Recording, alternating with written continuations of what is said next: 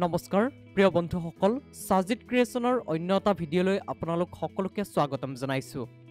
আজিৰ ভিডিঅ'ত আমি কথা পাতিম পৰীক্ষাত ভাল ফলাফল লাভ কৰিবলৈ কি কৰিব আৰু কি নকৰিব।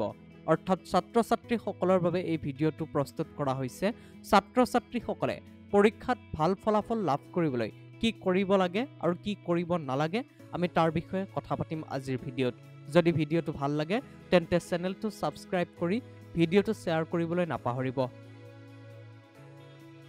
প্ৰিয় বন্ধুসকল, সমাগত হাইস্কুল শিক্ষান্ত পৰীক্ষা আৰু উচ্চতৰ মাধ্যমিক পৰীক্ষা আগন্তুক পৰীক্ষাত শুভফল পাবলৈ আপুনি কি কৰিব? হাইস্কুল শিক্ষান্ত পৰীক্ষা আৰু উচ্চতৰ মাধ্যমিক পৰীক্ষা আৰম্ভ হ'বলৈ মাজত মাত্ৰ কেইটামান দিন বাকী। কেইটামান সৰু উপায়েৰে আপুনি বা আপোনাৰ সন্তানে হাইস্কুল শিক্ষান্ত পৰীক্ষা আৰু উচ্চতৰ মাধ্যমিক পৰীক্ষাৰ লগতে অন্যান্য পৰীক্ষাসমূহত ভাল ফলাফল লাভ কৰিব পাৰে।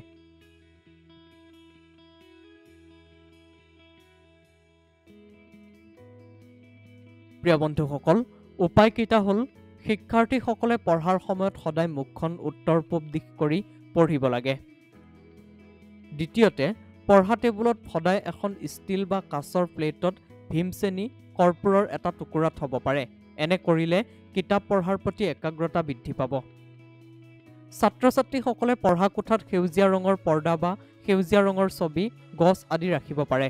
সেউজীয়া ৰংটোৱে একাগ্ৰতা বৃদ্ধিৰ লগতে স্মৃতিশক্তি বৃদ্ধিত সহায় কৰে। লগতে একাগ্ৰতা বৃদ্ধিৰ বাবে এচামুচ মৌৰ লগত এচামুচ তুলসীৰ ৰস মিহলাই আপোনাৰ সন্তানক খুৱাব পাৰে। দেওবাৰৰ দিনটোত পঢ়া শুনা কৰা ছাত্ৰ-ছাত্ৰীবোৰে খাদ্যত নিমখ কমকৈ খাব পাৰিলে ভাল। একেৰাহে 3টা বৃহস্পতিবাৰে 5 বিধ মিঠাই আৰু 2টা ইলাচি আহঁত গছৰ তলত দিব পাৰিলে ভাল ফলাফল লাভ কৰিব পাৰি। যদিহে কিবা বিষয়ত ছাত্ৰ-ছাত্ৰীয়ে টান পাই আছে তেন্তে দেওবাৰে তেতেলী গছৰ 22টা পাত ছিঙি আনি তাৰে 11টা পাত তামৰ গিলাচত পানীৰ লগত মিহলি কৰি সূৰ্য দেৱতাক অৰ্পণ কৰিব আৰু বাকী 11টা পাত যিটো বিষয়ত টান পায় তাৰ ভিতৰত থ'ব পাৰে।